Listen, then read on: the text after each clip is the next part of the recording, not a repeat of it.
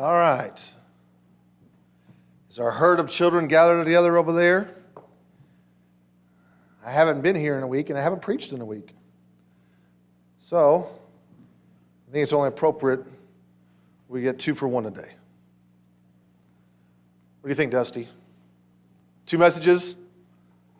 You can sleep through both of them, right? All right. No, I'm not going to do that to you today. All right, Luke 21, if you have your Bibles, please turn there. Luke 21. We're going to start in verse 20. We're going to be in Luke 21 this morning. Did miss you guys. I did miss preaching. I just miss love being with our family. But you guys are family for us here. And I'm not just blowing smoke. Like I missed you guys. I did. We love being here with y'all. So it is a joy. It's a privilege to be here again this morning proclaiming God's truth. Is anyone else like me? All right, TV shows you like. I'm a guy, I like the old westerns, right? The riflemen and Gunsmoke and Wagon Train and all those kind of things, all right? But I love sci-fi, all right? I like the Star Wars movies and stuff, but I really love Star Trek, the original, Star Trek Next Generation. Anybody else like Star Trek? 1. All right, that's it. All right. So I'll tell you what, on Star Trek, all right, if the Enterprise is coming against the Borg or the Romulans or some bad guys, all right, if they're in a place of danger and they're exploring, they're going someplace, you know what, doesn't quite look right, then there's the normal mode, and then there's yellow alert. Yellow alert means we just need to be watching. Something could happen. Just know, kind of be ready to do something if we need to do it. All right. But if there's really danger, if they're in battle, they do red alert. Red alert means go to your battle station, be in your spot, don't be falling asleep, don't be going playing games. This ain't time to eat. Now it's time for you to be on alert. You have to be. If you're not in your spot, we might all die. All right. Be on red alert. All right. And that's the title this morning is Be on Red Alert. All right. So if there's a title, it's Be on Red Alert. All right.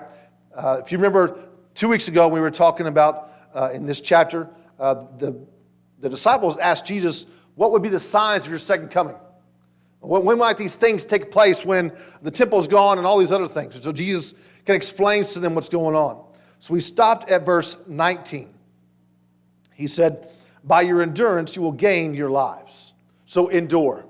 But he's going to give some more instruction of what's going to go on during this time. All right, so that's what we're looking at. So I don't have any points this morning. We're just going to go through kind of what Jesus is talking about and for us to be on red alert as we're here in this life. All right, Luke 21, starting verse 20, says this. He says, but, so he's continuing, when you see Jerusalem surrounded by armies, then recognize that her desolation is near. Then those who are in Judea must flee to the mountains. Those who are in the midst of the city must leave. Those who are in the country must not enter the city. Because these are days of vengeance, so that all things which are written will be fulfilled. Woe to those who are pregnant, to those who are nursing babies in those days. For there will be great distress upon the land and wrath to this people. They will fall by the edge of the sword, and will be led captive into all the nations. And Jerusalem will be trampled underfoot by the Gentiles. And then he says this, until the times of the Gentiles are fulfilled. Now, some people would disagree. Some other denominations would disagree. They would think this is just going to be fulfilled with Jerusalem. But I believe this is dual prophecies about Jerusalem. These are twofold prophecies about Jerusalem. Something that's going to happen here pretty close to when this happens, and something that is yet to happen and will happen later on. All right? One reason to believe this is what is said in Luke 19. 2 chapters before, Luke 19, verse 41, says this. When he approached Jerusalem, remember this from a few weeks back, he saw the city and he wept over it, saying, if you had known this day, in this day, even you, the things which make for peace, but now they have been hidden from your eyes. For the days will come upon you when your enemies will throw up a barricade against you and surround you and hem you in on every side. They will level you to the ground, your children within you, and they will not leave in you one stone upon another, because you did not recognize the time of your visitation. Now, I think we mentioned, this is a prophecy about what happened to Jerusalem in AD 70. This very thing happened when Rome was coming against a rebellion, and actually they didn't mean to, but someone started a fire and it actually burned down and destroyed the temple. All right? Jerusalem would be attacked by the Romans later on, about 40 years after this time, and the temple would be destroyed. Jesus saw the destruction of Jerusalem as coming soon. But this is not all about the destruction of the temple that happened in 70 AD. And if you saw the last part of verse 24, Jerusalem will be trampled underfoot by the Gentiles until the times of the Gentiles are fulfilled. We know who Gentiles are, right? They're me and you. Unless you're a Jew here today, Gentiles are me and you. That's everybody else. We are living in the time of the Gentiles. That's the time we're living in.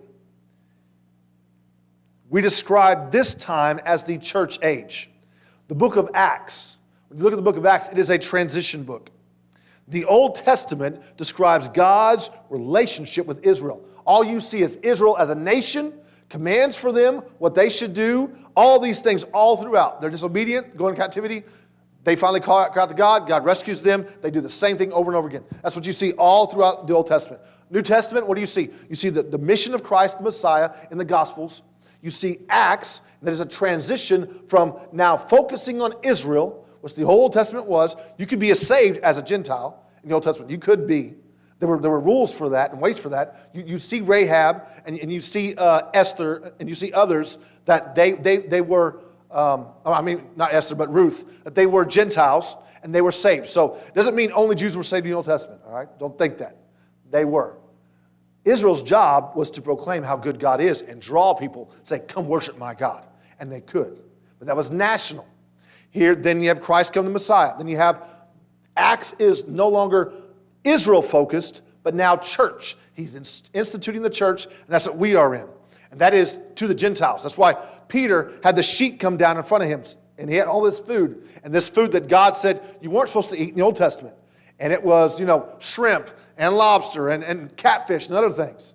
All right? And he says, God, I've never eaten that. I won't ever eat that. And God says, no.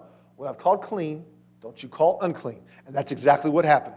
And then you see that very moment, Cornelius had some servants come. He is a Roman. He is a centurion. But he follows God and loves God and wants to know more about God. And God gave him a vision. Go seek Peter. And that's a transition. All right? So the rest of the New Testament, you have Romans, which is written to believers in Rome, and you have Ephesians, Ephesus, believers in Ephesus, and you have all these other books to all these believers and churches all around. That's what the New Testament is about. All right, we are living in that time that the New Testament is written to these churches. We're the church. All right, this is what it's written for us. All right, the Jewish people have a special covenant with God, but God wanted them to reach other nations. They failed, the majority of time, they failed in their mission. Because, and we're going to see this later on, what we need to focus on, they were distracted. They wanted to be like every other nation. Why do they have a king? Because God wanted them to have a king? No. They begged for a king. And God said, no, no, no. And then they kept begging, and God said, okay, Samuel, go tell them what's going to happen when they have a king. All this negative stuff that's going to happen. If they still want a king, I'll give it to them. And God did, right? God said, I'll give you what you want. And that, again, shows us, be careful. You ask God for something you shouldn't have, God very well may allow you to have it. Because he wants you to see the consequences of it. It's a dangerous thing to tell God, give me this so much, and when God says no or closes the door and you still want it, God may say, okay. That is a bad place to be because it always ends up in heartache. And God knows it, but that was the only way we're going to learn. I want to encourage you, be a person who learns outside of heartache. If you got a hard head like some of us do, God may use that hard head to crush us. All right? Let's keep going. There is, this is also a I think another clue for us, he talks about until the time the Gentiles are fulfilled. So then when we're fulfilled, what does that mean? When you look at prophecy, all right, I think this goes more in the line of my thinking, and maybe yours too, that in Revelation, when it talks about the end times, the church is never mentioned. In the beginning, there are letters to the churches. And then the tribulation happens, all these things, and the church is never mentioned. That's why people who want to say, well, guess what? Israel is the church. No, we're not. We're never commanded to be Israel. Israel, we are spiritual Israel. We're God's people. But physical Israel, no. I have no claim on Jerusalem. Jerusalem doesn't matter to me at all. It's not promised to me. It has no affiliation with me. I don't care.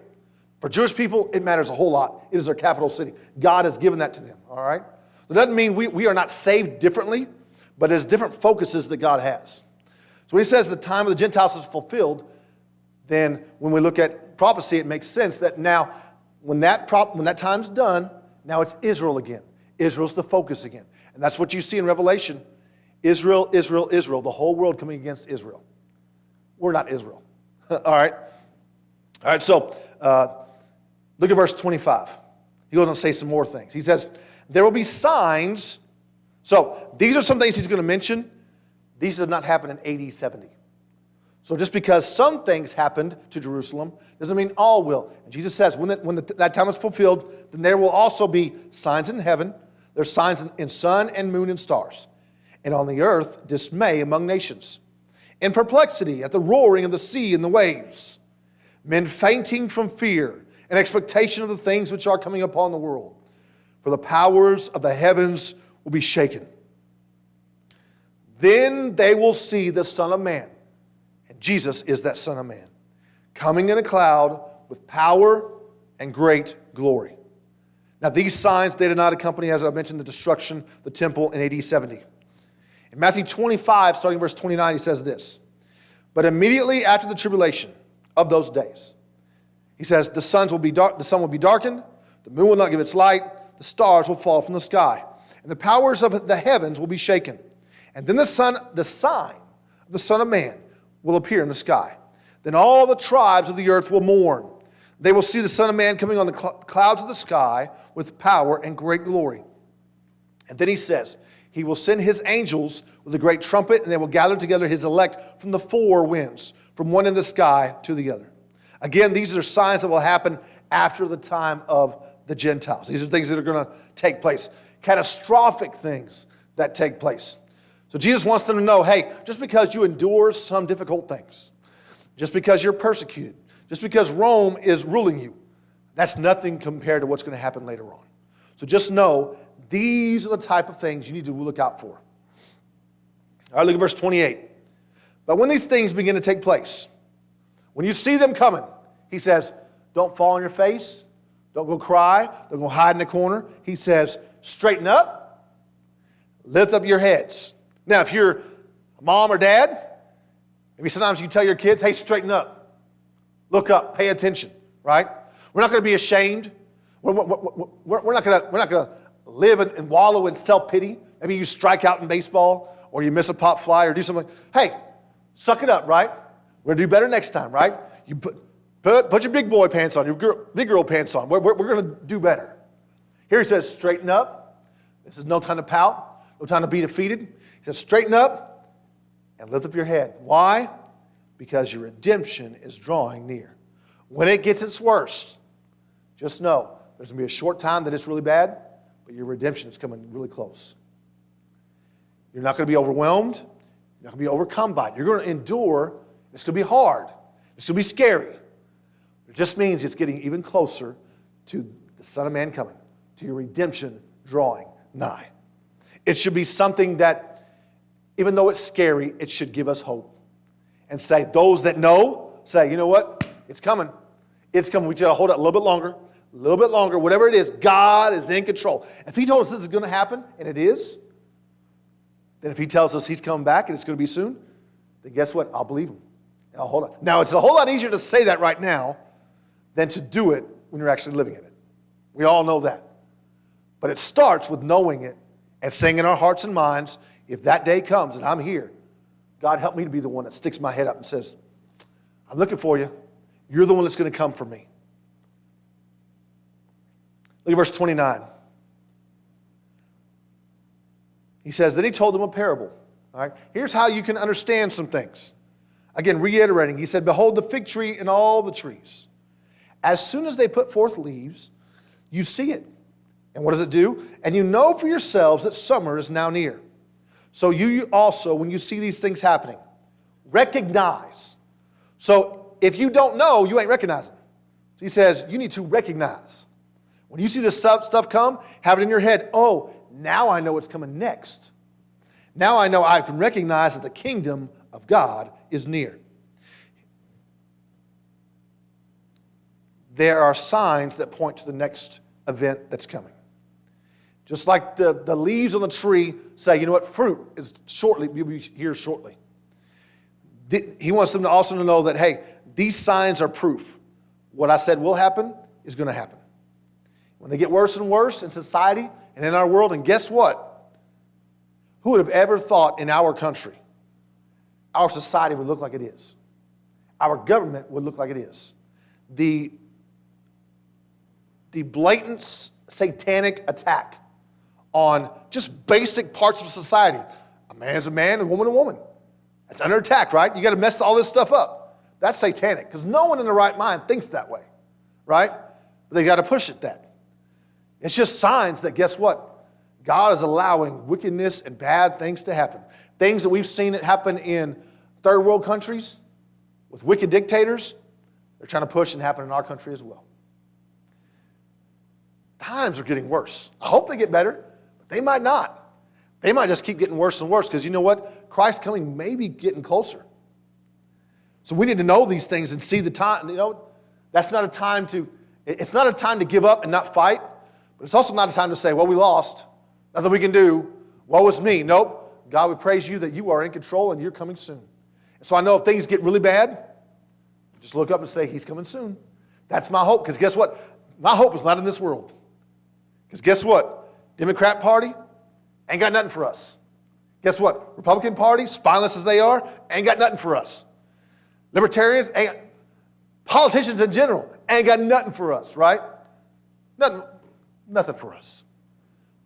But Christ, he's the hope we've got. This world is just temporary.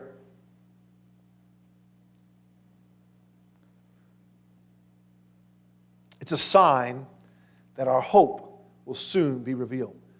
That what we once had as faith will soon be sight. Look at verse 32. He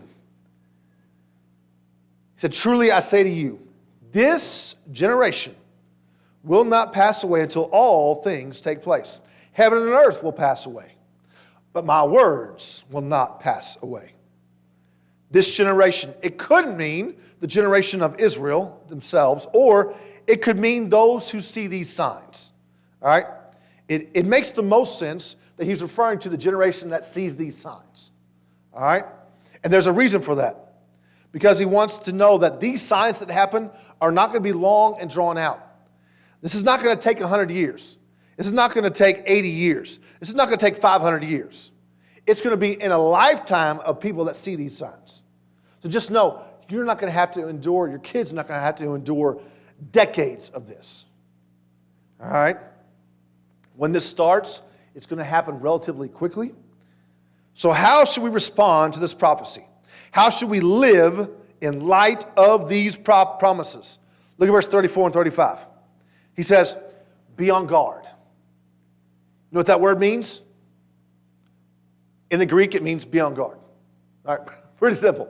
It means that, be on guard. All right? So that your hearts will not be weighted down with dissipation and drunkenness and the worries of life, and that day will not come on you suddenly like a trap. And 35, for it will come upon all those who dwell on the face of all the earth. All right, so the word weighted down, it means burdened. All right? This word is also used to describe what happened to the disciples when their eyes were heavy and they fell asleep. That's what it's referring to. Dissipation. This word dissipation, that I don't know what your Bible says. Mine says dissipation. It means a hangover. It means the after effects of drunkenness and then it says also drunkenness itself. All right? So he's saying, don't let these things be part of your life. You need to be ready. You need to be on guard. You need to be sober. You need to be watching out for these things. And he says, the worries of life. Those are the cares of the day-to-day life. That is, I don't know about y'all, but then in my house it is, what are we going to have for dinner? Because guess what? When I figure out what we're having for dinner, you know what I do? I usually make enough for like 2 or 3 days. So I ain't got to wait another 2 or 3 days, so I got to figure it out again. All right? Or going to work, or picking up your kids, or having your ball games. Or now, we've had this thing from the sky called rain. And it means we have to now mow our lawns, which before, I could have done it with a weed eater.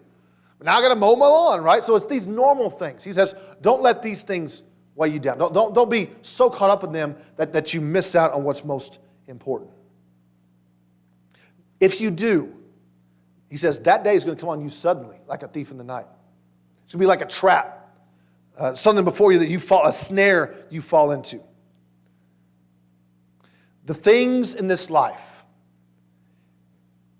those things, they can distract us from being fully obedient. One of Satan's greatest tactics, and you hear me mention this kind of thing over and over again as I'm preaching, as it comes up to the text, because this is something every single one of us deal with. And every single one of us, me especially, deal with every single day. What is that tactic of Satan he uses every day? One of his greatest tactics for the lost, those are not God's children, is this: distraction. Satan wants to distract. Have fun, have your family, have money, have work, have this thing, have that thing, and then think about eternity when it comes later on in your life. Distraction. He wants to distract. What is one of the greatest and most effective tactics that Satan uses against believers? Distraction. I'm on my way to heaven, but I'm living in this earth. We've constantly got to be thinking about heaven as we navigate earth. But so many of us focus on earth. And so then we're no heavenly good. We don't serve him as we should because we are bogged down with these things. It doesn't mean you can't coach a t-ball team. It would be a bad thing if Mr. Daniel was coaching her girls' team and that kept him out of church. It'd be a bad thing. But you know what? Is that a bad thing in and of itself? No. Because guess what? Those girls and those guys, whoever he's coaching, has a godly influence. He has a platform in order to share the gospel of Christ. Say, hey, yeah, I'll go to church. We're going to vacation Bible school. Or, hey, yeah, my attitude hopefully is good. Right? Maybe he lost his attitude with somebody. Maybe he had, you know what? I want to apologize. That didn't please Jesus. I shouldn't have done that. I'm going to try to do better. And y'all hold me accountable. I'm going to try to do better. Or whatever it might be. Right? Doesn't mean we can't be involved in these other things. It just means we've got to have the proper perspective. These are temporary. These are platforms and opportunities for us to be hands and feet for Christ on earth. That's what they should be. All right? And God has given you influence in areas of your life that your pastor will never have. But Satan can distract us and think that's all that matters, when it's not. Distraction. Distraction is one of the greatest tactics in war. For those history buffs, all right, there is a maneuver called the feint. F-E-I-N-T.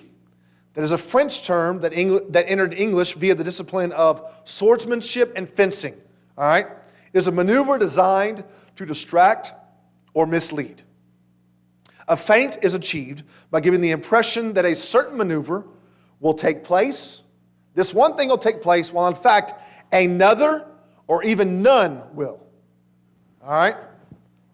WeAreTheMighty.com is a story. Maybe y'all have seen this. If y'all like stories about history, and you can look on YouTube and History Channel and other places that have stories, especially about World War II, and all the stuff that kind of had to fall into place for us to win the Pacific, us to win versus Germany.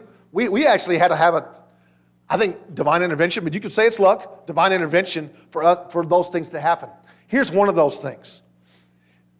Perhaps the best feint ever, especially in our country. The Allied forces during World War II, they confused the Nazis so well that they didn't even know what was happening during the real D-Day landings.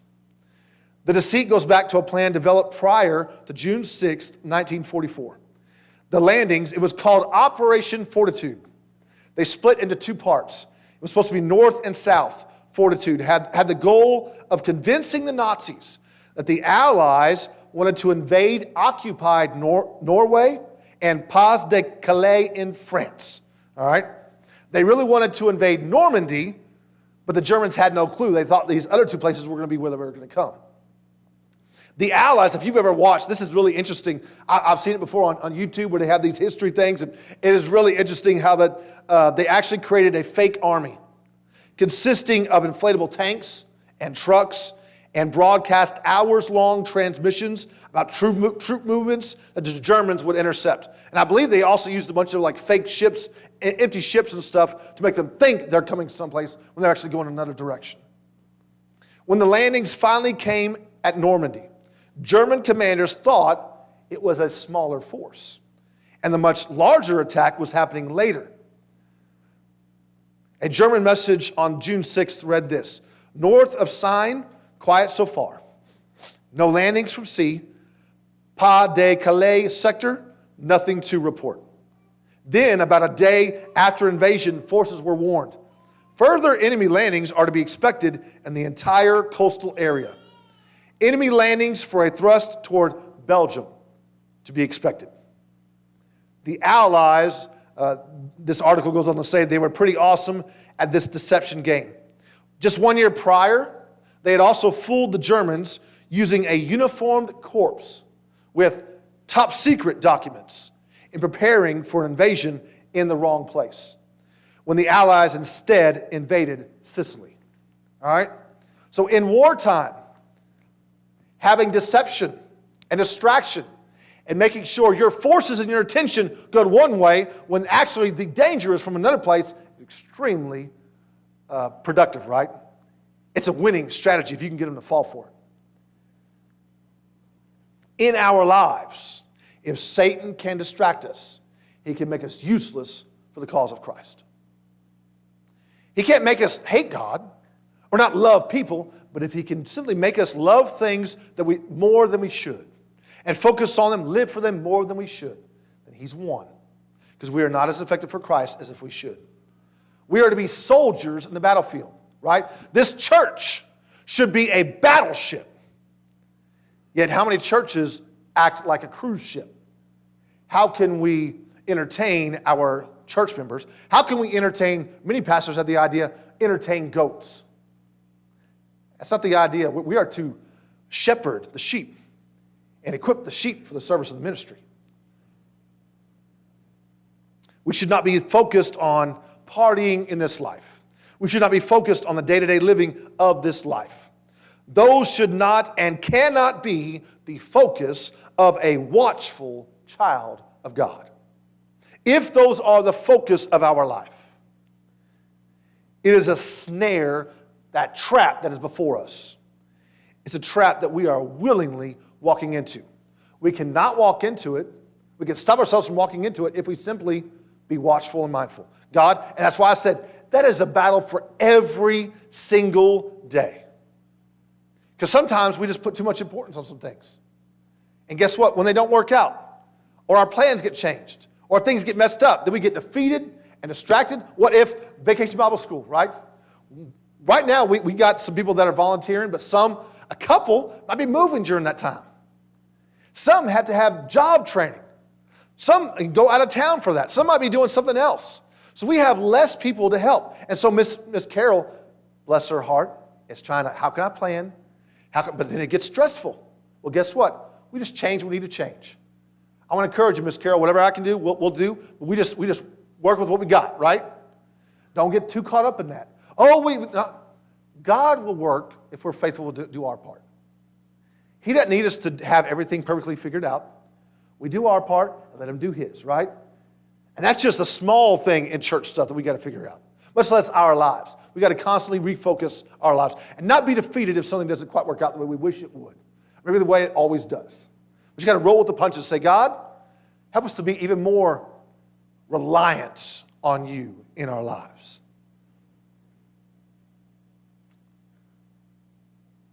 This is why Jesus is telling us the signs to watch out for. So that we will be watching. We'll be like that soldier who's watching rather than who's fallen asleep and then is caught off guard when the enemy comes. And if we're watching, and we know what to watch out for, we're not going to be caught for that snare. That snare says these are the things of the world, not bad, but they should have all your focus. And you say, you know what? No, I remember I shouldn't have my focus on that. It's something I got to deal with, but it can't be everything about me, so I'm not going to fall into that trap. And guess what? You avoid it. That trap is useless. Then Satan can say, all right, plan B. What else can I get him with?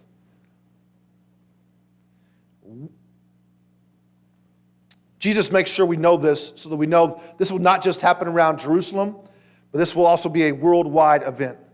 All are going to be affected, like he said in verse 35. The whole earth is going to be affected. So what should we do? Look at verse 36. How alert should we be? I think you should be on red alert. Verse 36 says, but keep on the alert at all times, praying so that you may have strength to escape all these things that are about to take place and to stand before the Son of Man. We should always be on red alert, constantly adjusting our focus on eternal things, constantly be on the lookout for snares. How can we do that? How can we constantly be on red alert? He says pray. And guess what? When you pray, that's an instance for you to allow God to fix your mindset on things that do matter. Those things I mentioned in my prayer earlier this morning, maybe there's concerns in your heart and your life. Maybe there are burdens that you're carrying right now that are not normal, that are just extra stuff that, you know what, this is happening in my life, and it's hard. It's stressing me. That prayer can say, God, you have allowed this in my life, but Lord, help this not to take my joy. Help it not to take my focus. Help me to rely upon you so that I can have joy even in the midst of this burden I have. That you can make this burden lighter on me. He might not take it away, but he can give us the strength we need, give us the hope we need, give us the encouragement we need, give us the peace we need, even while we're in the middle. It is that eye of the storm that he can say, you know what? If you go outside and you'll be taken everywhere like Dorothy was. But if you go in the eye, you'll be safe. Right? There's that calm that is there. He says, you know what? Pray. Give me access to you. Put your focus on me and allow me to provide you what you need. And we are not just to communicate with God, but specifically pray. So prayer is talking with God, right? But it's not just, here he's not just saying, just have a chat with God. This word pray, it means to ask, to beg, beseech, to want, to desire, to long for. So it is, God, I need this. God, help me with this. So you ask specifically. And guess what? God may answer specifically for that thing you thought you're asking for, or he may say, you know what? You don't even know what you need. I'll give you what you need.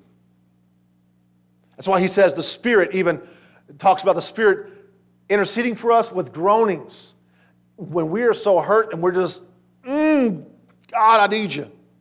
I need help. What do you need help with? I just have this and I don't know how to fix it. I don't know how to get over this. Even when we don't know, God says, I know what you need. Just reach out. Just call out. I'll give you what you need. We need to ask. You can ask for strength to escape the judgment that is coming. And you can also, in the same breath, ask for the strength to be able to stand before Christ. The only way we can have strength to stand before Christ, to stand before him and say, and not be ashamed, is to stand before him because we've been redeemed by his blood. Not an unbeliever who says, I'm just here by my good works, by who I am, by how good I am, by I hope my good outweighs my bad. You're hopeless then. Because his standard is perfection. And guess what? I've never met that standard once. But when I have his son's robe on me, his righteousness applied to my account, then God can say, guess what? You're not worthy. But my son is. His blood applied to your account, that robe on you, all I see is his righteousness. Therefore, you're acceptable to me. When he's your Savior, you can stand before him in thankfulness. When he's not your Savior, you stand before him in rebellion as his enemy. Look at verse 37 and 38. Now during the day, he was teaching in the temple, but at evening he would go out and spend the night on the mountain which is called Olivet. And all the people would get up early in the morning to come to him in the temple to listen to him. This morning we have looked at some heavy and deep teaching of Jesus. So a couple questions for you this morning. How does your heart respond to this teaching? Are you thinking about it, allowing it to marinate on you? God, how can I apply this to my life? Do you have a hunger like these people in 37-38 demonstrated? I want to hear more from Jesus. I want to hear more what he has to say. I need it. They got up early in the morning to listen to Jesus. They couldn't wait. They had a hunger and they had a thirst for the truth. Those who have a hunger and thirst for the truth, they will live lives that are not weighted down by the cares of this world. It is not enough to be here and hear truth. It's not even enough to understand truth.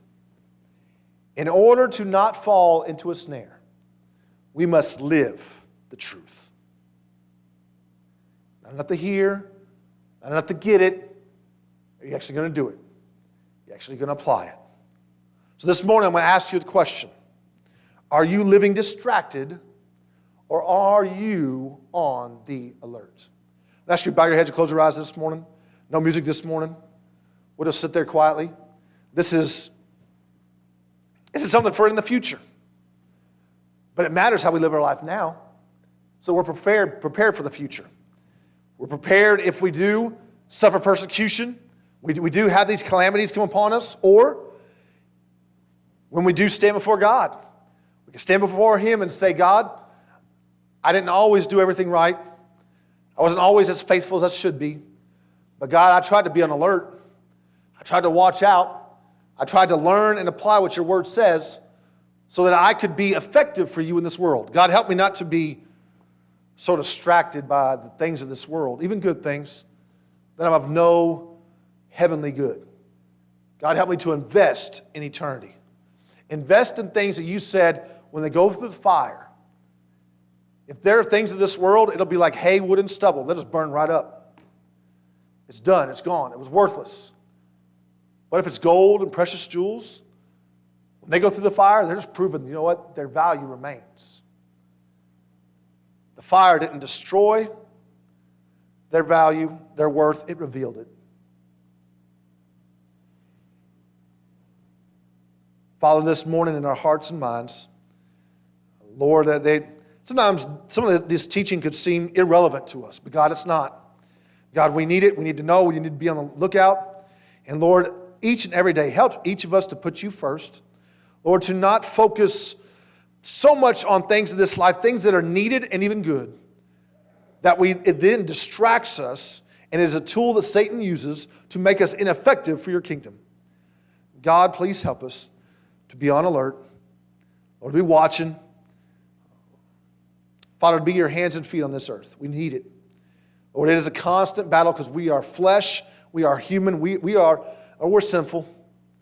God, help us. Lord, help us to seek you each and every day through reading your word, allowing you to speak to our hearts and minds, and God, through prayer, communicating with you. God, allow your Spirit to renew our mind, to change our thoughts, our thought patterns.